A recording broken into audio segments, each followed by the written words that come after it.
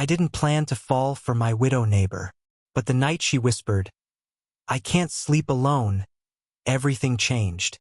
I first met her on a Tuesday that smelled like rain and machine oil. The kind of day where everything feels a little heavier, a little slower. I was closing up the repair shop early.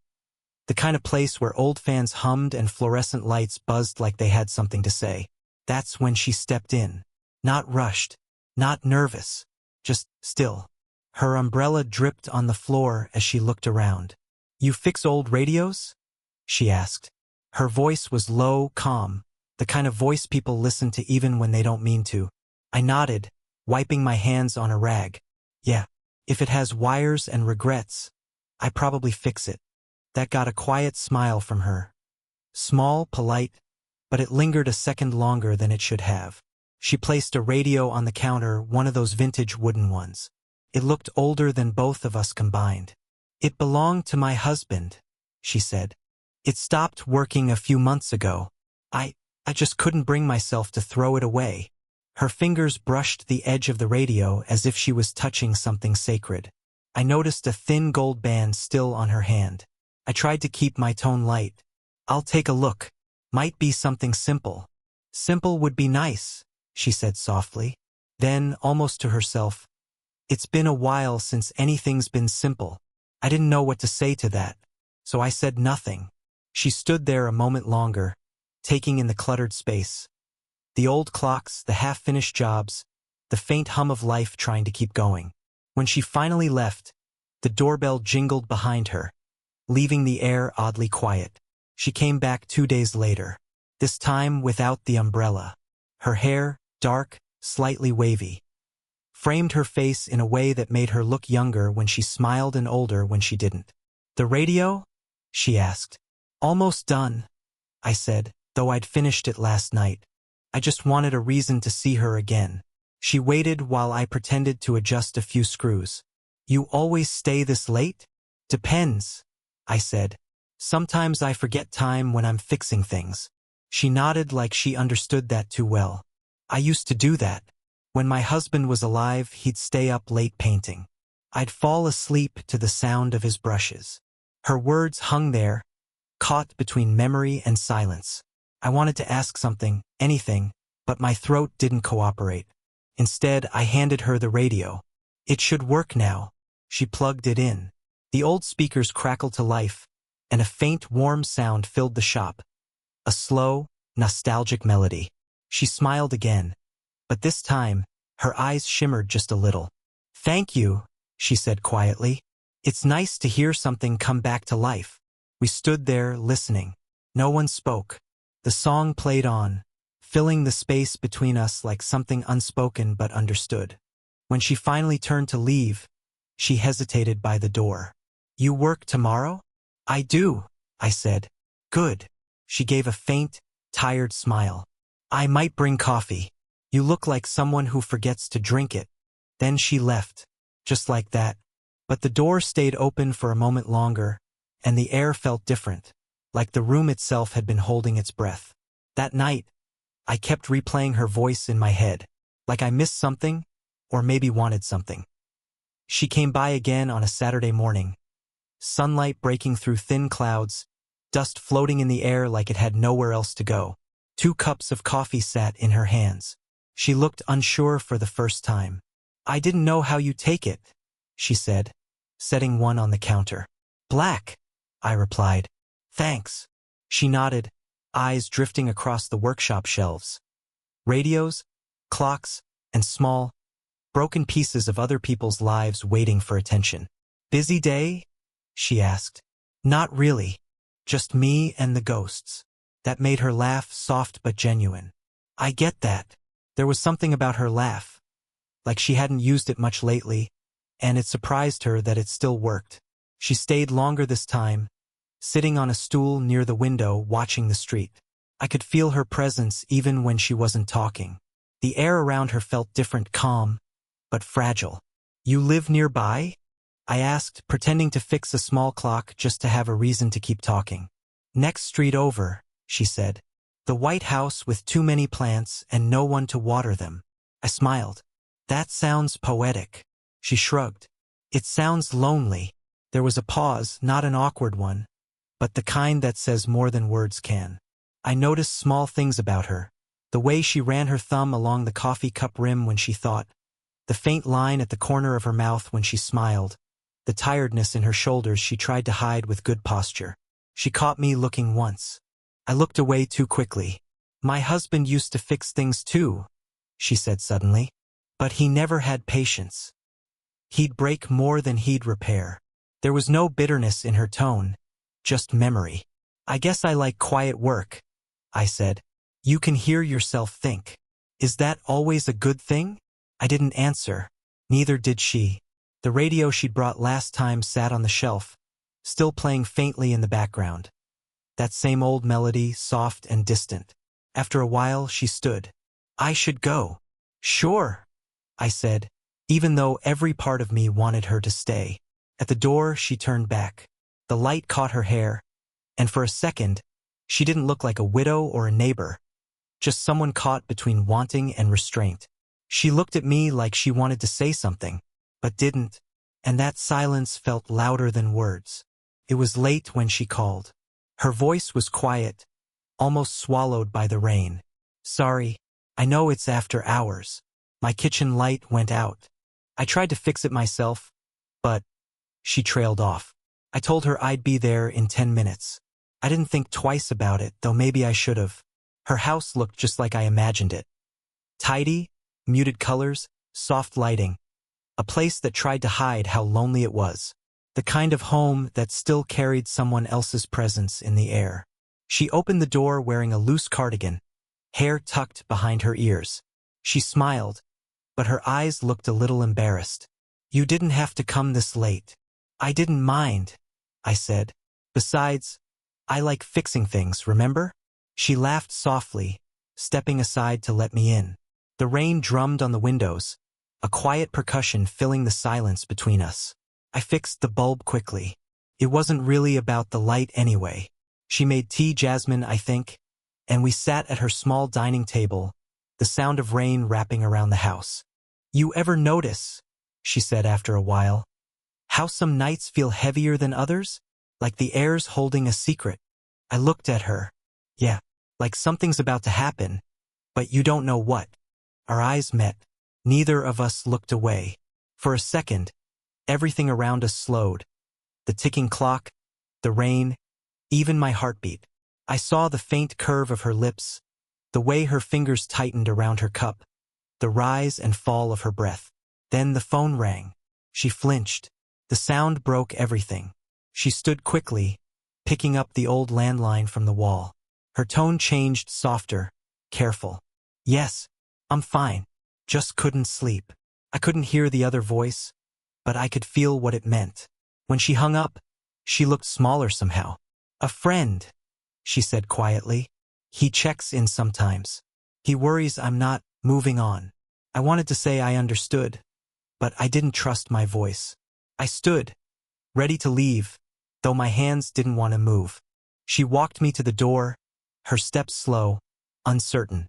Rain pooled under the porch light, turning the world outside into a soft blur. My hand brushed hers when I reached for the doorknob. A small, accidental touch that felt anything but accidental. She didn't pull away. Not immediately. Her eyes lifted to mine. The moment held. Fragile, suspended, trembling with everything we weren't saying. My hand was halfway to hers when she said, "You should go now." And I did. But only my body left that room. I didn't see her for a week after that night. The rain stopped. The sky cleared. But something between us stayed unsettled. Like static that wouldn't fade. Then one evening, she showed up at the shop again.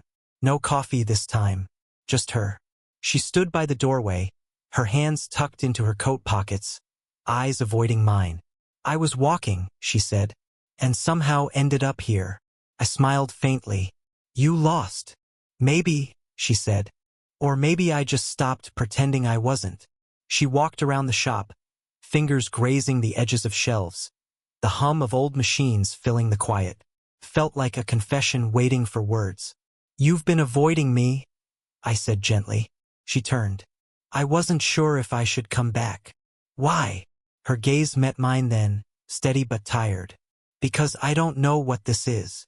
The words hung in the air, heavier than they sounded. I didn't move closer, not yet. It's just coffee, conversation, fixing things, I said. Her lips curved into a faint, sad smile. You know that's not true. Silence again, long enough to feel it in my chest. The shop light flickered, and for a moment her face softened. No longer careful, no longer guarded. I keep telling myself I'm just lonely, she whispered, that it's harmless. But it doesn't feel harmless. Her honesty cut through me like a quiet blade. I wanted to reach for her, but my hands stayed still, hanging uselessly at my sides. I don't want to hurt you, she said. You're kind. You listen.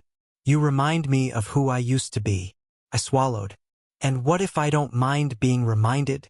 She closed her eyes, exhaling slowly, a sound somewhere between a sigh and a surrender. Then I'd be cruel to let you, she said softly. The clock on the wall ticked once, twice. Outside, the wind brushed against the door, carrying a faint chill into the room. I didn't say anything. Neither did she. But everything that mattered was already spoken in the way her shoulders dropped, the way her eyes searched mine for something she couldn't ask for. Finally, she turned toward the door, fingers trembling as she reached for the handle. Her voice barely above a whisper. You should lock up soon. It's getting late. I didn't answer, just watched her step outside, the faint glow from the streetlight outlining her figure like something fragile I wasn't meant to touch. For a moment, she looked back at me. A soft, broken glance that said more than any goodbye could. She didn't say anything, just looked at me, like she was already mourning something we never even had. A few days passed. I told myself I wouldn't think about her, but I still caught myself looking out the window whenever a shadow moved across the street, half hoping it was her. Then, one evening, I found something in the shop's mailbox. A small envelope, no name, no return address. Inside was a photo. It was the old radio I'd fixed for her, sitting on her windowsill, morning light streaming through it. On the back, a single line written in neat handwriting. Thank you for making something work again. I didn't know why, but my throat tightened. Later that week, she came by. No smile this time, no small talk. Just quiet. She stood by the counter, looking at the tools scattered across it. I shouldn't have disappeared like that, she said finally. I figured you needed space. I did, she said. But it didn't help. There was a tired honesty in her eyes, the kind that comes from holding something too long. She reached into her bag and pulled out an old, creased letter.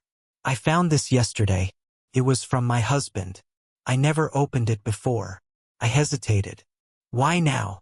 Because I realized I wasn't keeping his memory alive. I was keeping myself frozen. She unfolded the letter with careful hands, eyes scanning the faded ink. She didn't read it aloud, but I saw her shoulders shake once. Barely noticeable. After a long pause, she said, he wrote that he hoped I'd find someone who listened, someone who saw me. Her voice cracked just slightly. He said he knew I'd close myself off after he was gone. I didn't know what to say. The air felt thick, heavy with something I couldn't touch without breaking. When she looked at me again, her eyes weren't just sad. They were searching. For weeks, I've been trying not to see you that way, she said. But you remind me of what it felt like to be seen again, and that terrifies me. I stepped closer, just enough for her to feel the nearness but not the contact. Maybe being seen isn't the same as forgetting him, I said quietly. She took a breath, a long, trembling one, like her body had been waiting for permission. And then, for the first time since I met her, she didn't look guarded, just real. She took a breath like she hadn't allowed herself to in years. And for the first time, she looked at me without fear. It happened quietly.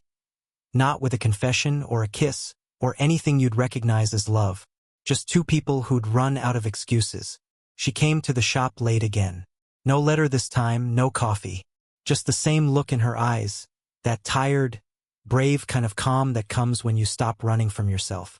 I didn't know where else to go, she said, standing in the doorway like she was afraid to be inside. afraid not to be. You don't have to explain, I said. She gave a small, broken laugh. I always explain. That's my problem. I turned off the workbench light, leaving only the glow from the radio on the shelf, the same old one I'd fixed months ago. The melody filled the room again, faint and warm, like it remembered us. We stood there, both pretending to study the floor, the air between us thick with everything we hadn't said. I tried to move on before, she said softly, but it always felt like betrayal. I shook my head. Maybe moving on isn't betrayal. Maybe it's just breathing again. She looked at me then, really looked, and for the first time she didn't look like my neighbor or a widow or someone older I was supposed to stay polite with. She just looked alive. I don't know who stepped closer first. Maybe we both did. The space between us disappeared in slow motion, like the world was giving us time to change our minds. Her hand brushed against mine, just barely. I didn't grab it. She didn't pull away. We just stayed like that. Still, suspended, two people holding the same quiet truth. Her eyes shimmered, and she whispered, I don't know what this means. Neither do I said. But maybe that's okay. She nodded once, the smallest movement. Then she leaned her forehead against mine. No words, just breath. Just the soft, trembling kind of silence that says everything you can't. Outside, the streetlight flickered. The radio hummed. The moment stretched, tender and fragile, like it might vanish if either of us spoke too loudly. And maybe that's what love really is. Not the sudden spark, not the fireworks, but the quiet collapse into something that feels inevitable. She didn't say she loved me, but she let her guard down, and that was louder than any "I love you" ever could be. It's strange, looking back now, how something that started with a broken radio ended up fixing parts of me I didn't even know were cracked. Weeks have passed since that night in the shop. We don't talk about what happened, not directly. We still meet sometimes, in small ways. She brings tea instead of coffee now. I visit when her garden light flickers, pretending I'm there for the wiring, not the company. It's easier that way, no promises, no labels, just quiet understanding. Sometimes, when the sun starts to fall through her kitchen window, she'll lean against the counter, watching me tinker with something small. There's always a softness in her eyes now. Not the kind that invites, but the kind that remembers. We don't need to fill the silence anymore. The silence itself became a language. Once she said, I used to think love had to be loud to be real. Now I'm not so sure. I didn't answer. I just smiled because I finally understood what she meant. Love doesn't always arrive with declarations or perfect timing. Sometimes it comes quietly between two people who both thought they were done feeling that way. I've stopped trying to define what she is to me. Maybe that's the point. Maybe some connections aren't meant to fit into words. She still wears her wedding ring sometimes. I don't ask why. And when I see it glint in the light, I don't feel jealous anymore, just grateful. Grateful that she lets me be part of her unfinished healing. One night, as I was leaving her place, she stood by the doorway, the same one she'd opened that first rainy night. Do you ever regret coming here? She asked. I shook my head. No. I think I was always supposed to. She smiled then, soft and sad and warm all at once. You remind me that life doesn't stop. It just changes shape. I didn't know it then, but that was the last night we'd see each other for a while. She said she needed time, to be alone, to figure out who she was without anyone else's reflection. And I understood, because maybe that's what love looks like too. Letting someone walk away when they need to, even if every part of you wants them to stay. Now, when I close the shop in the evening, I sometimes turn on the old radio. The same melody plays, soft and steady. And every time, I still hear her voice somewhere in it. Quiet, familiar, like a promise that never needed words. I didn't just fall for an older woman. I fell into something rare, something true. And I hope, if you're listening, you find something like that too. Sparkles Engagement CTA. If this story made you feel something, let me know in the comments. Would you want more stories like this?